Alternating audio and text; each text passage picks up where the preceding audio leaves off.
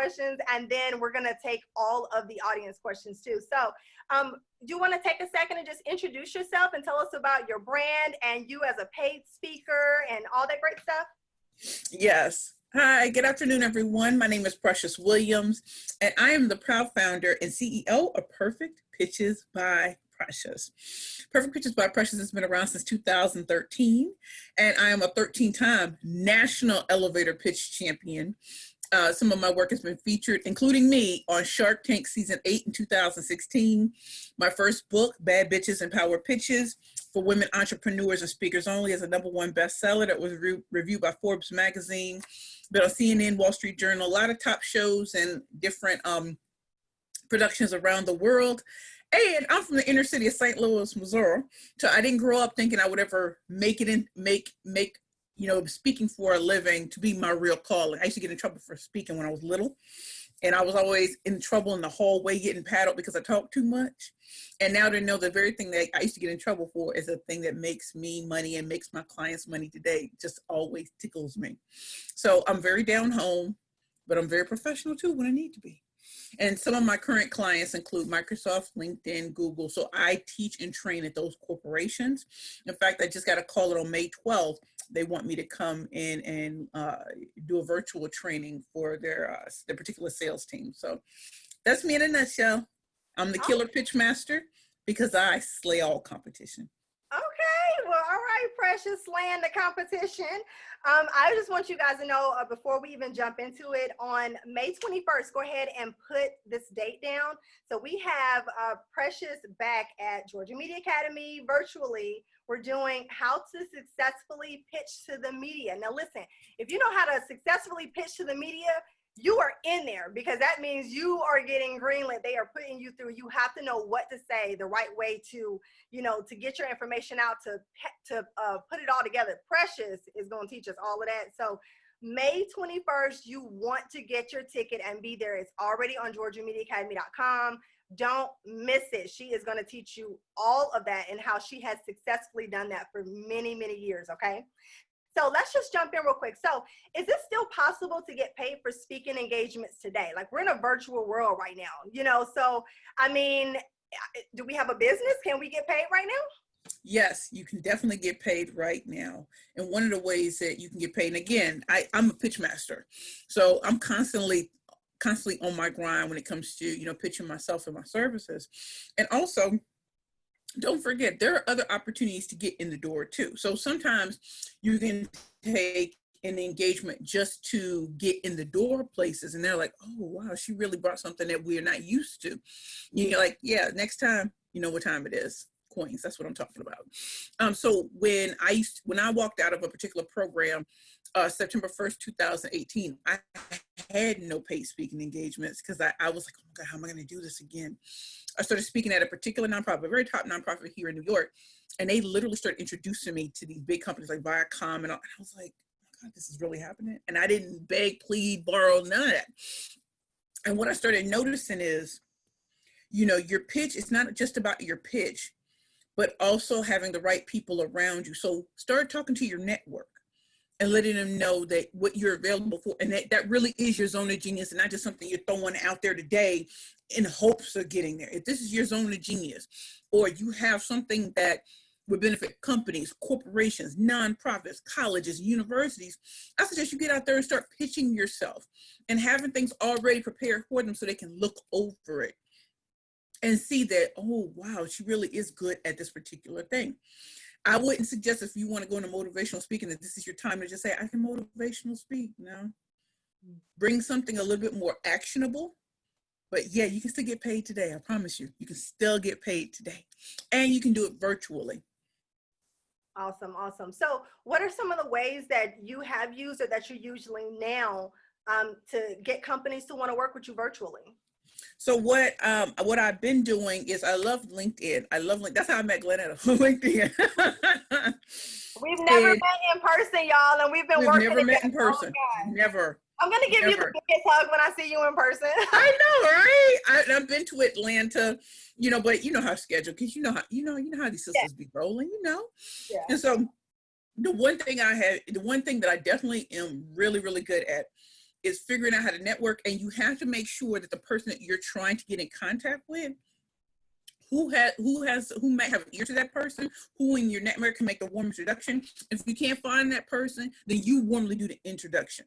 And what I mean by that is, this is not the time just to say, I'm great, I was on this, get at me.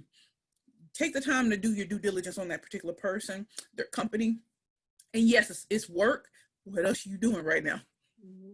Because the more you know about that person, or how you can see yourself making a win-win situation out of something, I promise you, it gives the other person on the other side reading your message, like, this is not a standard pitch. This is not like buy my stuff. This is, you want to collaborate, you want to partner. Oh, you want to teach, you want to train something that we already don't have. Mm-hmm. So I've been using LinkedIn. Don't forget about having social proof. If you've done something amazing, make sure it's documented on your website, because they're going to go there.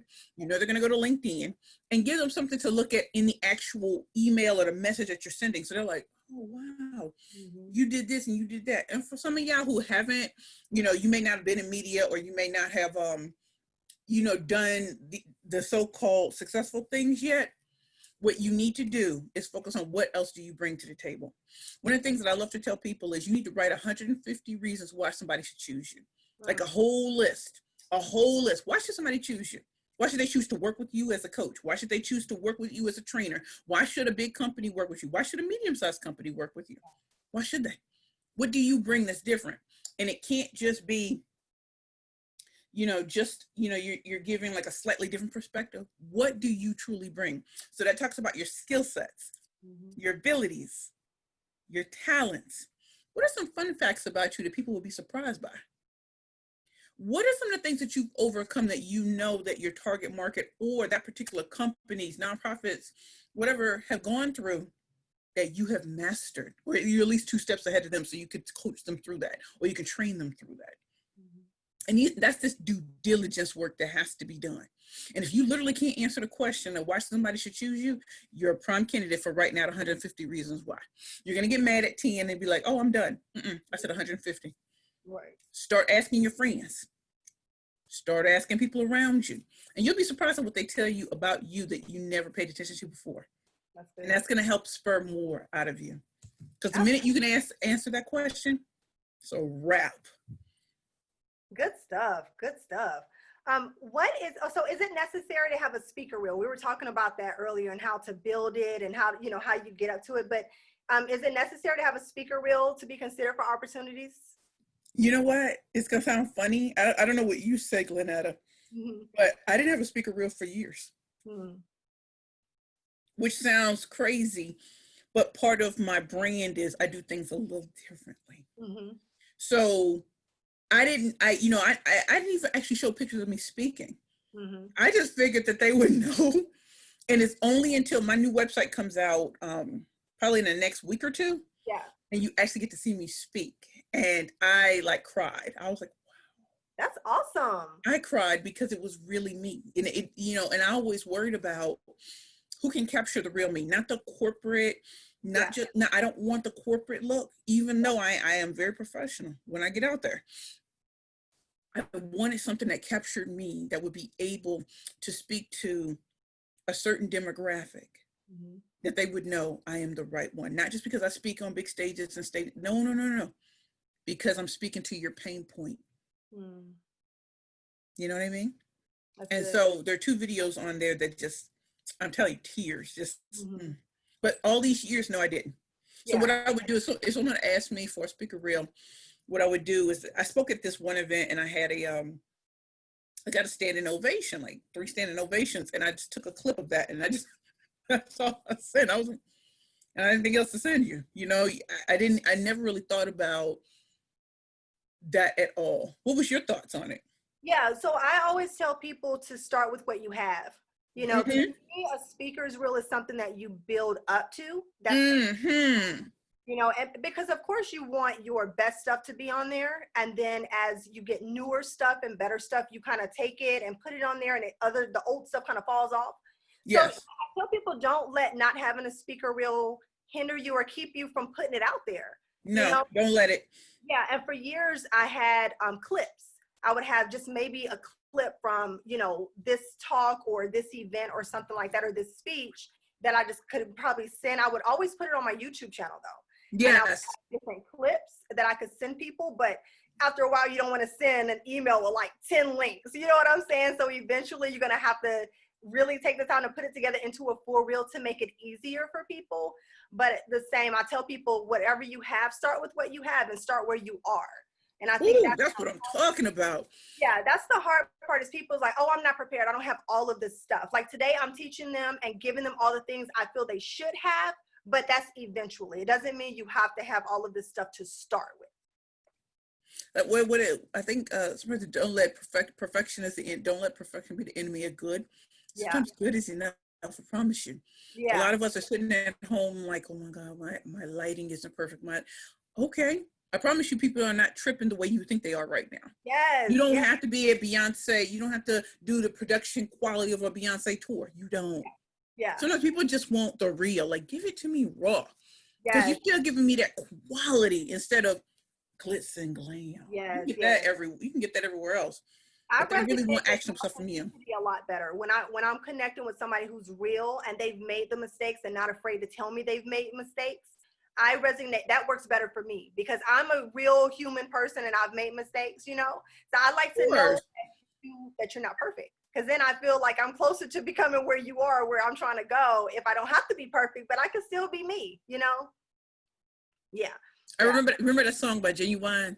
Even though I got my own CD, maybe even on TV, there ain't no change in me.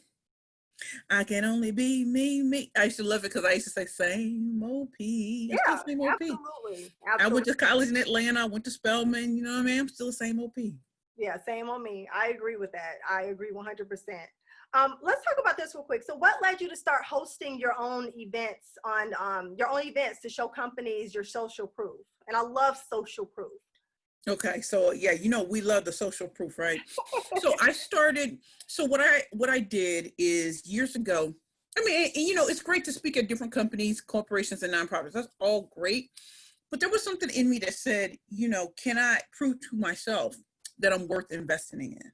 Am I worth it? Can I get people to come to my event? So one day I decided with a girlfriend of mine, we were going to do the hashtag Rockstar Confidence Sales Secrets and Revenue Bootcamp. When I tell you, I was like, okay, I can take over this part, you take over that part.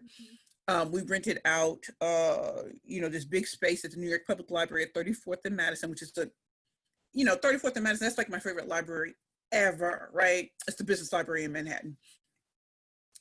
And when I tell you, we charged like $1,499, $1,499, and we had 20 people. Wow. When I tell you,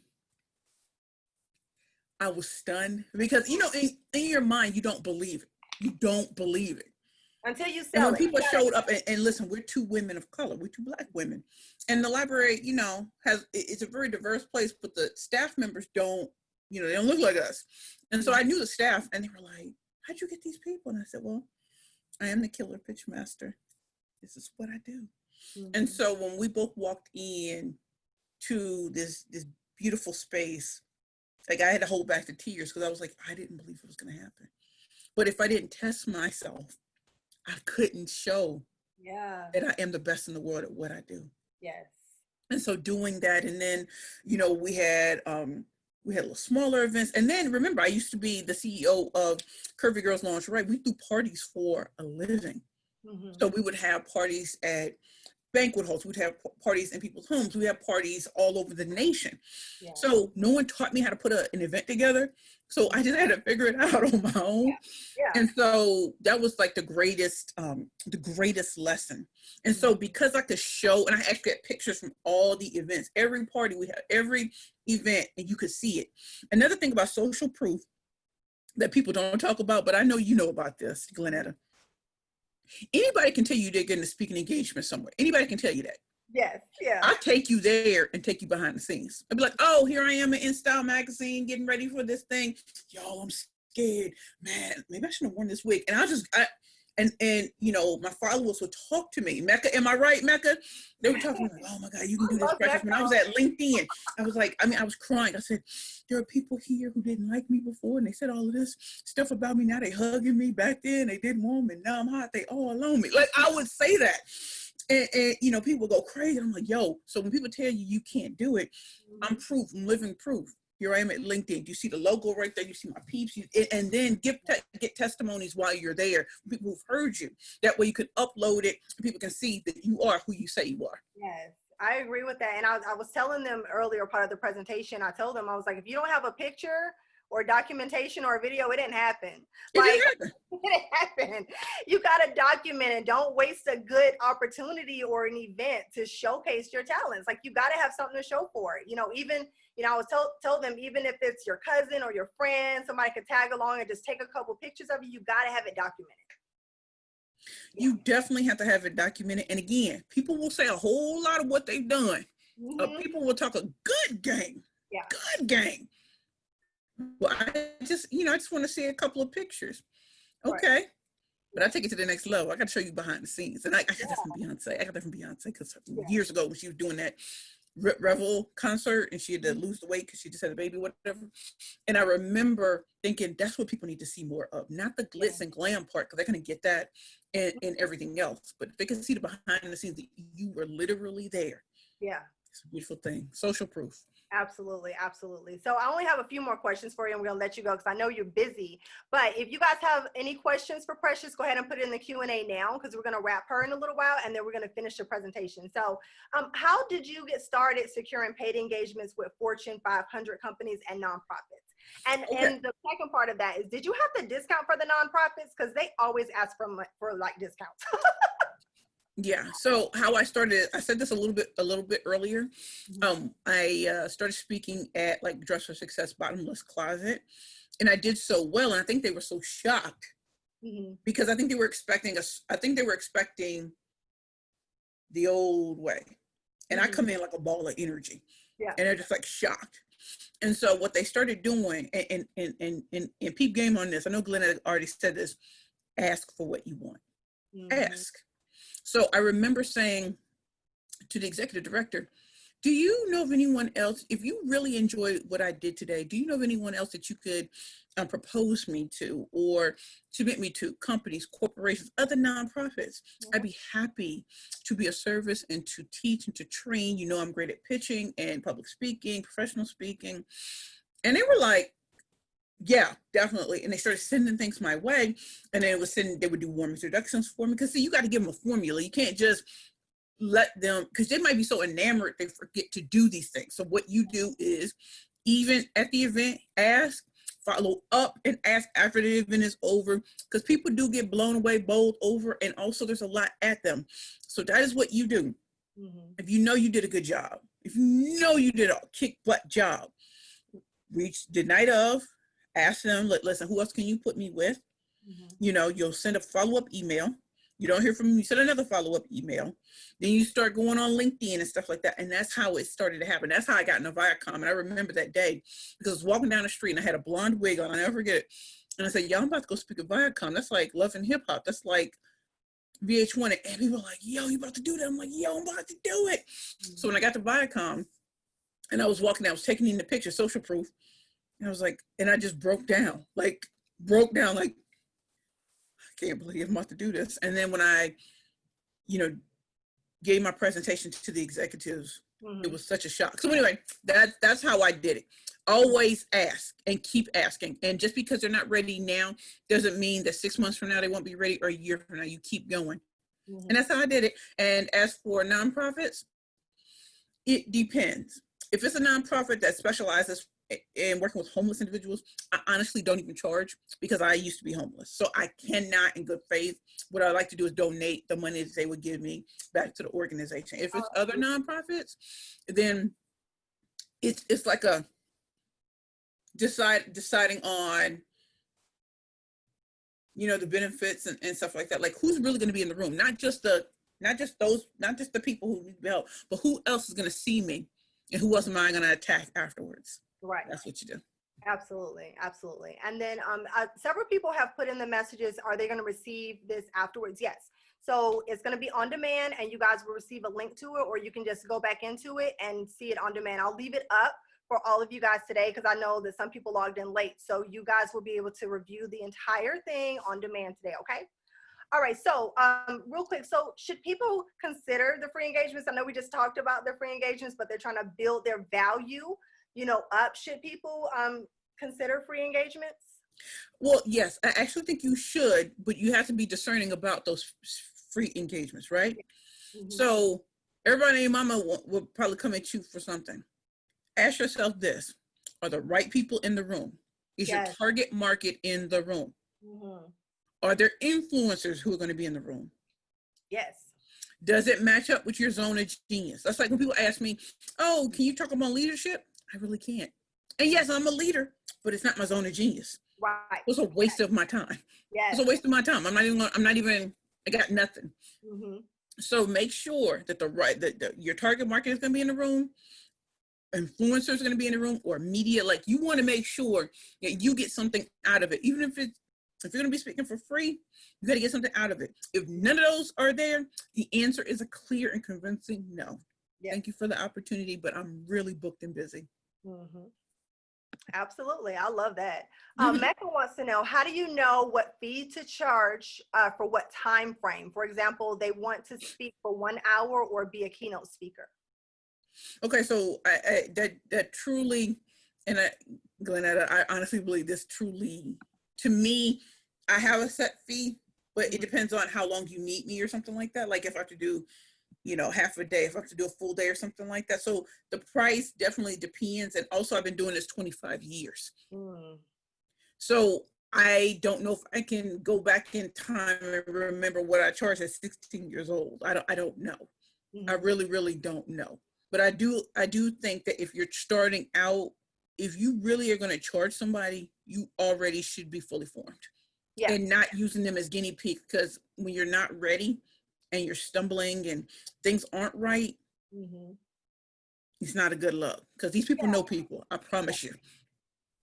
Yeah, and I told them earlier too that each speak or each talk or each presentation is an audition for your next one, because you don't know It who's in so is. so you really have to do your best. And honestly, I recommend using your judgment. I told them about return on investment. Is it, who's in the room and is it going to bring you something down the line? So yeah, because everybody doesn't always have, they don't always have a budget necessarily, but it doesn't mean they can't get the money or offer you a donation for your gas or something like that. And I just think you have to use your judgment on any type of, speaking fee that you put on it.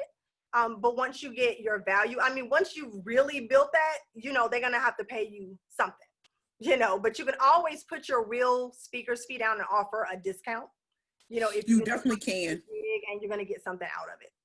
You definitely can. And trust me, there have been people who I put a speaking fee down and they've asked me to, can some of it lower? And then there have been times I've been like, no.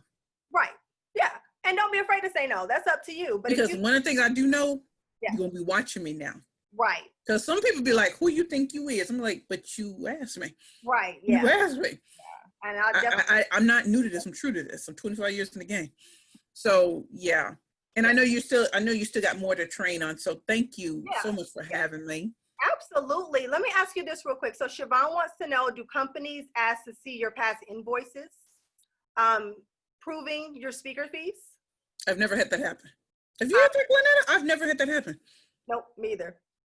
No, that has never happened. And that's personal to me. I don't believe that. I'm not your employee.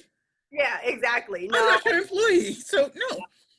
No, absolutely. I'm trying to read this real quick. So Mecca says, thank you. I wanted to make sure I'm doing the right thing. So that really helped. Angela says, to resonate with the pain points of others, is it okay to talk about my own personal trauma? Yes.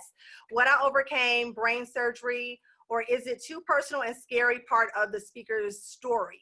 For virtual podcasts, should we purchase a mural, use a white background, or like Precious or great props for background? Okay, so that was multiple questions. So I Yeah. didn't. So let's start with the first one real quick. So she said, is it okay to talk about trauma and the things she overcame? I say absolutely. Go for it. It does, depending on the audience, though. That's how I feel. Like, so if I'm going into Morgan Stanley or Merrill Lynch or Goldman Sachs, what am I actually speaking about? Yeah. If it has to relate to what I'm speaking about. Like if I'm going in there talking about investor pitching, that might not be the time for me to go into, yo, man, 3 years ago, I was homeless in these streets, Yeah. man. You know what I'm saying? Yeah, You know, like that's different. Yeah. But if the purpose of why you're speaking or why you were brought there in the first place is to train and to teach, but also to bring in your personal story because it relates to why you were brought in, by all means. However, do not spend an inordinate amount of time focusing just on your story, because remember, why are you speaking in the first place? Right. The purpose is to give them actionable steps forward and not to get you caught up in the emotions of the past. Yes. So yeah. Absolutely. So real quick before you go, tell us what can we expect from you on May 21st when we are learning how to pitch to the media. Tell them what they're going to receive. So from when we do pitching to the media, what we're really going to be talking about is real tips, tricks, and techniques to get the media to be interested in you. You know, when I got on MSNBC the first time, and no, I did not have contacts in media before I got everything that I got. I had no contacts. I just had a will and a belief in myself. So the biggest thing I really want y'all to take away from pitching to the media is really knowing what's different about you, what's different about your company, what's different about your brand, what's really different, and not a fake one, not a vanity difference. What's really different. When we're talking about media, they're not looking for, you know, the cookie cutter version of Kylie Jenner right now. They're not looking for her. They're looking for what's happening and what's next. If you can address trends that are coming, things that you see in your vision that really stand out. For example, when I started Curvy Girls Lingerie, I was 327 pounds. When's the last time you saw a 327-pound woman on national television? And don't bring up Lizzo because this is 2011. Everybody kept saying, you're too fat, you're too black, no Ivy League degree, they'll never work with you. Wow. And yet I did it. Because if you change the language, you change the game. Wow. So if you want to win an unwinnable war, you have to rewrite the rules. And I'm going to show you how to rewrite the rules in media pitching. A lot of people will just give you a script.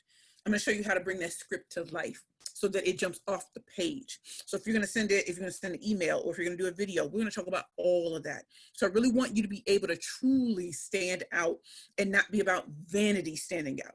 You know, I just got to be like this. Listen, I don't look like anybody else. If you notice, my hair is blue.